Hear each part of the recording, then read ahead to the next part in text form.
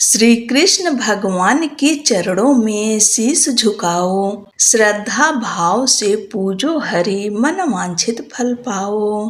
जय श्री कृष्ण दोस्तों, आप सबका अपने चैनल पुण्य धर्म में स्वागत है। आज कार्तिक मास का तीसरा दिन है और तीसरे दिन कार्तिक महात्म के तीसरे अध्याय का श्रवण किया जाता है। आप सभी भक्तों का आज की कथा में हार्दिक स्वागत है। अगर आप सब पहले की कथाएं नहीं सुने हैं तो अवश्य सुन लीजिए और इसके बाद में आज तीसरे दिन तीसरे अध्याय का श्रवण करेंगे। कार्तिक के माह में तुलसी चालीसा और तुलसी माता की आरती अवश्य सुननी चाहिए। आप सब पूरी कथा चालीसा और आरती अवश्य सुना करिए हर दिन। इससे भगवान लक्ष्मी नारायण की कृपा और तुलसी माता की कृपा सदैव साथ बना रहता है। सत्यभामा ने कहा, हे प्रभु, आप तो सभी काल में व्यापक हैं और सभी काल आपके आगे एक समान है। फिर यह कार्तिक मास ही सभी मासों में श्रेष्ठ क्यों है? आप सब तिथियों में एकादशी और सभी मासों में कार्तिक मास को ही अपना प्रिय क्यों कहते हैं? इसका कारण बताइए। भगवान श्री कृष्ण ने कहा, हे भामिनी, तुमने बहुत अच्छा प्रश्न किया है। मैं तुम्हें इसका उत्तर देता हूँ, ध्यान पूर्वक सुनो। इसी प्रकार एक बार महाराज बेन के पुत्र राजा पृथु ने प्रश्न के उत्तर में देवर्षि नारद से प्रश्न किया था और जिसका उत्तर देते हुए नारद जी ने उसे कार्तिक मास की महिमा बताते हुए कहा, हे राजन, एक समय शंख नाम का एक राक्षस बहुत बलवान एवं अत्याचारी हो गया था। उसके अत्याचारों से तीनों लोकों में त्राहि त्राहि मच गई थी। उस शंखासुर ने स्वर्ग में निवास करने वाले देवताओं पर विजय प्राप्त कर इंद्रादि देवताओं एवं लोकपालों के अधिकारों को छीन लिया। उससे भयभीत होकर समस्त देवता अपने परिवार के सदस्यों के साथ सुमेरु पर्वत की गुफाओं में बहुत दिनों तक छिपे रहे। तत्पश्चात वे निश्चिंत होकर सुमेरु पर्वत की गुफाओं में ही रहने लगे। उधर जब शंखासुर को इस बात का पता चला कि देवता आनंद पूर्वक सुमेरु पर्वत की गुफाओं में निवास कर रहे हैं, तो उसने सोचा कि ऐसी कोई दिव्य शक्ति अवश्य है जिसके प्रभाव से अधिकारहीन यह देवता अभी भी बलवान है। सोचते सोचते वह इस निर्णय पर पहुंचा कि वेद मंत्रों के बल के कारण ही देवता बलवान हो रहे हैं। यदि इनसे वेद छीन लिए जाएं तो वे बलहीन हो जाएंगे। ऐसा विचार कर शंखासुर ब्रह्मा जी के सत्यलोक से शीघ्र ही वेदों को हर लाया। उसके द्वारा ले जाए जाते हुए भय से उसके चंगुल से निकल भागे और जल में समा गए। शंखासुर ने वेद मंत्रों तथा बीज मंत्रों को ढूंढते हुए सागर में प्रवेश किया, परंतु न तो उसको वेद मंत्र मिले और न ही बीज मंत्र।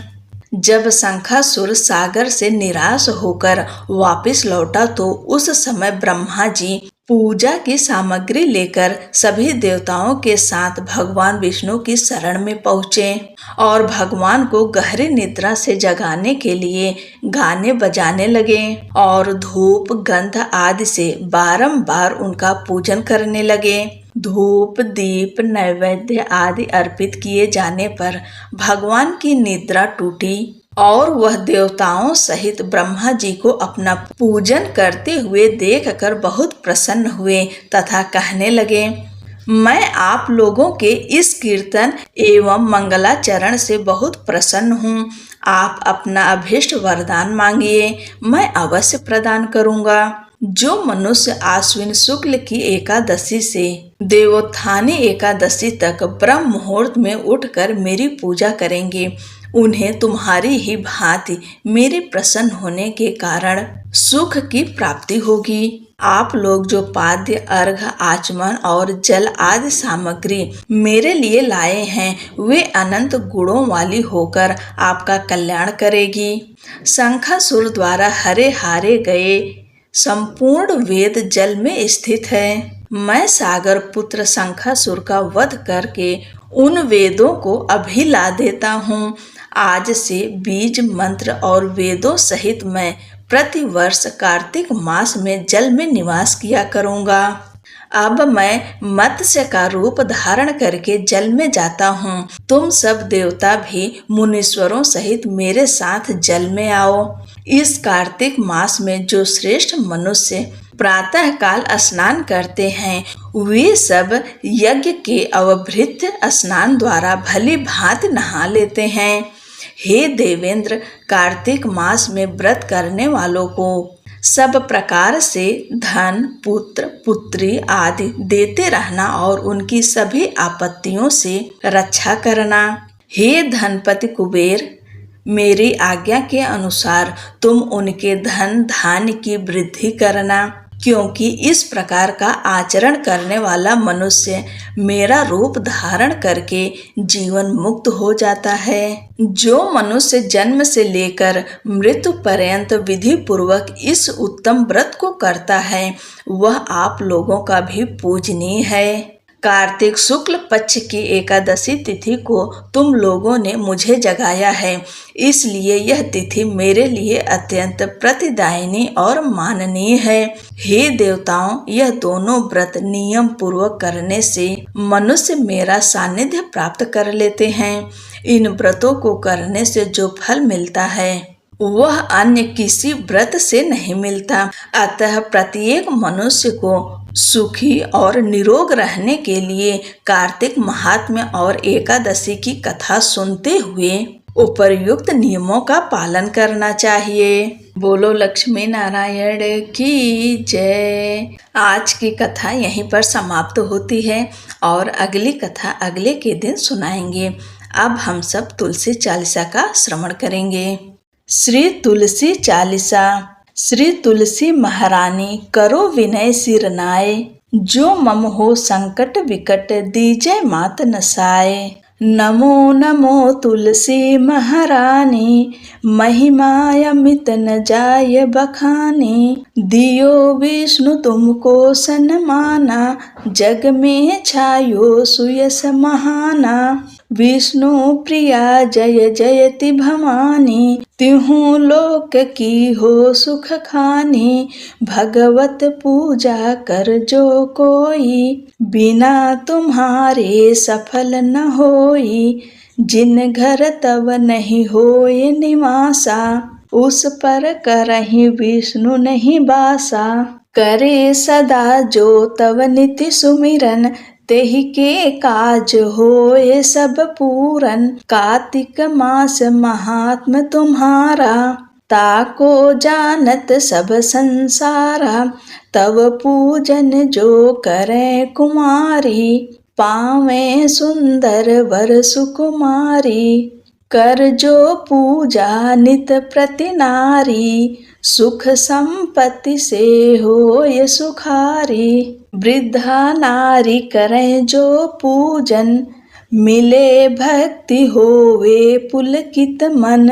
श्रद्धा से पूजे जो कोई, भवनिधि से तर जावे सोई। कथा भागवत यज्ञ करावे, तुम बिन नहीं सफलता पावे। छायो तब प्रताप जग भारी, ध्यावत तुम ही सकल चित धारी।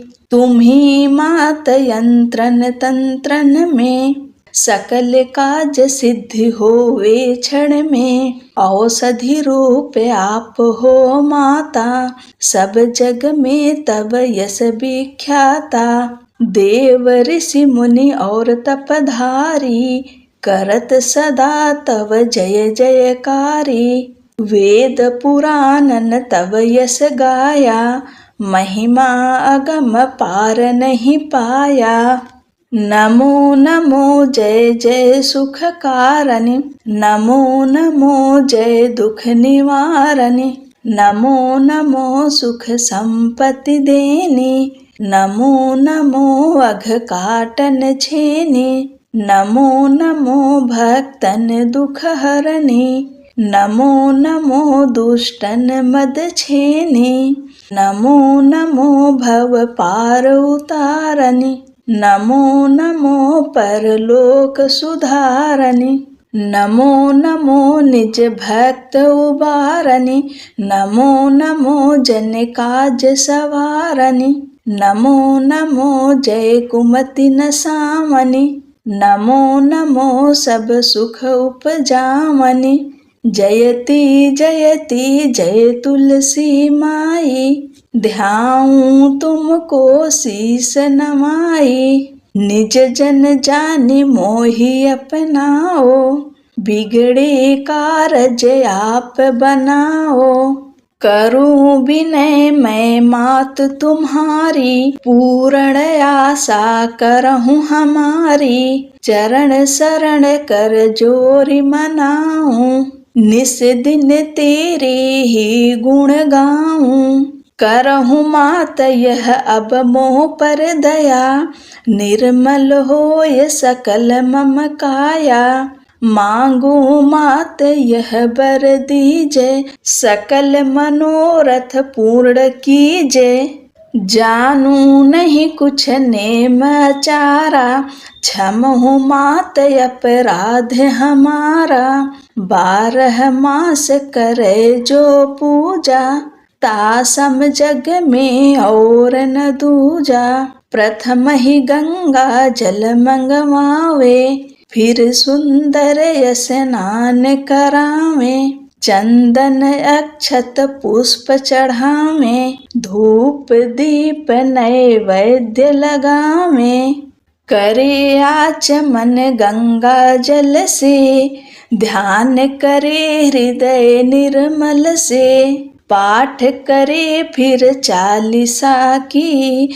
स्तुति करे मात तुलसा की, यह विधि पूजा करे हमेशा, ताकि तन नहीं रहे क्लेशा, करे मास कार्तिक का साधन, सोवे नित पवित्र सिद्ध हुई जाहि, है यह कथा महासुखदाई, पढ़े सुने सो भवतर जाई। यह श्री तुलसी चालीसा पाठ करे जो कोय, गोविंद सो फल पावहि जो मन इच्छा होय। बोलो तुलसी महारानी की जय। तुलसी माता की आरती। जय जय जय जय जय तुलसी माता, सब जग की सुखदाता। जय जय जय तुलसी माता, सब योगों के ऊपर, सब रोगों के ऊपर, रुज से रक्षा करके भवत्राता। जय जय जय तुलसी माता, बटुपुत्री हे श्यामा, सुरबल्ली हे ग्राम्या, विष्णु प्रिय जो तुमको सेवे, सो नर तर जाता।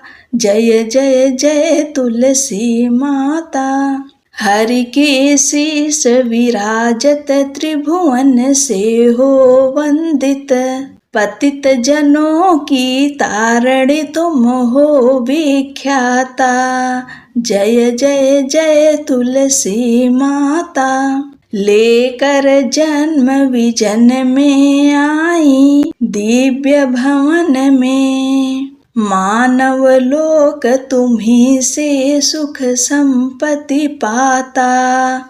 जय जय जय तुलसी माता, हरि को तुम अति प्यारी, श्याम वरुण कुमारी, प्रेम अजब है उनका तुमसे कैसा नाता। जय जय जय जय जय तुलसी माता, सब जग की सुखदाता। जय जय जय तुलसी माता।